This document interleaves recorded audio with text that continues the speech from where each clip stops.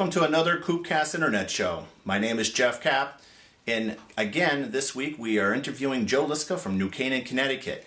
This week we're going to speak about Joe's many awards that Joe has won over his lifetime, besides Master Breeder and the Oriental Frills. Some of the awards that Joe has received, like here, is from the NASA Suffolk Pigeon Fanciers Club Open Show, Best Bird in the entire show. Joe, do you know or do you remember what year possibly you received this award, roughly? Doesn't have a date on it. Unfortunately, there's no date on this one. Oh, God, it must have been 10 years ago, I guess. I don't know. Maybe back in the 1990s? Probably. 1990s? Yeah. Okay. Joe, we have a couple of questions that we'd like to ask you this week. And these are just some basic questions that some of the viewers have emailed us and wanted me to ask you. And the first question is how did you join the Faircount Club in Connecticut?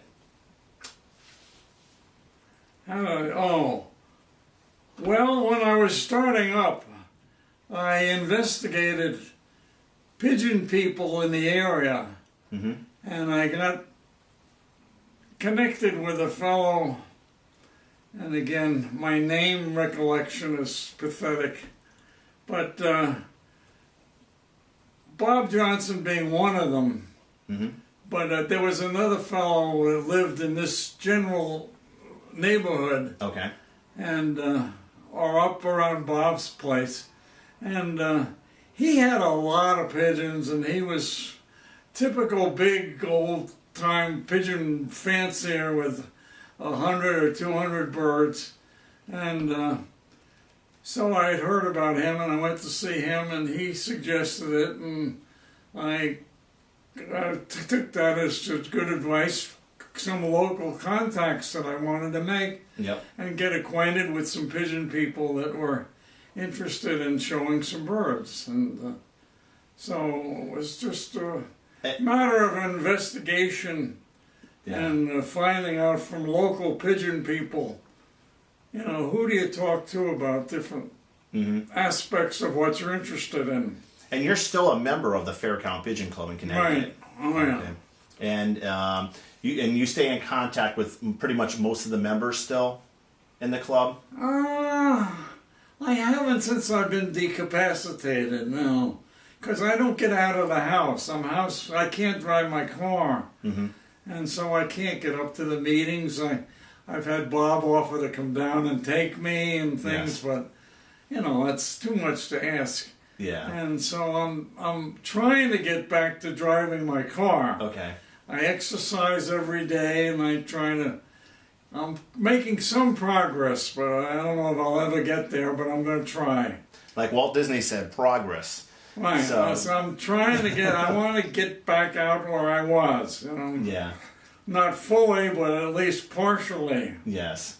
How did you join the Eastern Oriental Frill Club? And I know a few segments back, we briefly spoke about these. I originated the Metropolitan Frill Club, which ultimately became the Eastern Oriental Frill, the Eastern. Okay. So Club. Were you one of the founding members of the club? Yeah. Okay.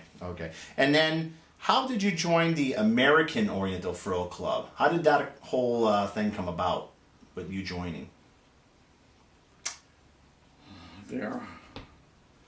And it all kind of came at the same time when I was getting involved in it. Mm-hmm. I got completely involved in it. Okay. And that's when I became publicity director. Okay. In the American Oriental Frill Club. Okay. I've still got some articles that I wrote for the American Oriental Frill Club. Okay. And I when I join a club, I like to participate in it and contribute something to it. And so I did what I could as I went through the years. And as you're going to see. During this video, we went around Joe's house and we took a few shots of many of the awards Joe has won throughout the years. Joe has, like I mentioned, become Master Breeder back in 1995 for the Oriental Frills. He's won at numerous shows throughout the Northeast, champion bird in the entire show. besides just winning specifically for the Oriental Frills.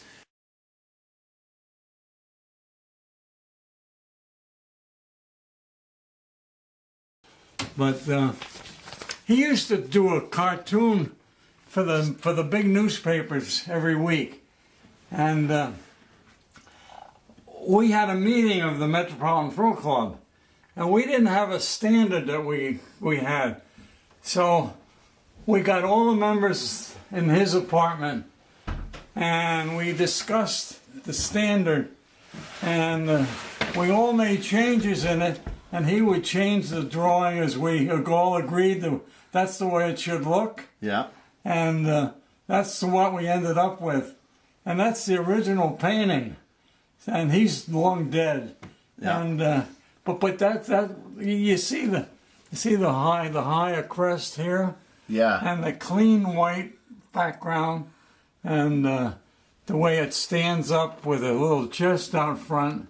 You know, it's not gawky like maybe a racing Homer would be. Yep. So that's the white tail feathers, white spot in the tail feathers, and the frill, and the short beak, and the thing that it goes up right to the top of the crest. Yeah, you can tell how the beak, the eye, and the crest line up perfectly. That's the way we think it should look. Yeah. We did at that time. Yes. And that goes way back to the 30s. You got a couple of plaques here. Yeah, I got some plaques here. Got some interesting dates on them. 1992, 1990. You have 1987 over here. Oh, really? Okay. Annual Young Bird Show, Ridgefield, New Jersey, October 1987. And this was for Champion Frill. And this one down here, American Oriental Frill Club, Best Old Oriental Frill, Baltimore, Maryland, January 3rd and 4th, 1986 is that one. Yeah, I got some little ones over there. But that's not what I was going to show you anyway. But you can look at those if you have another one here. Eastern Oriental Frill Club and Nick Frobuck Memorial Show, Best Old Frill Hen, Reading Pigeon Expo, January 1991.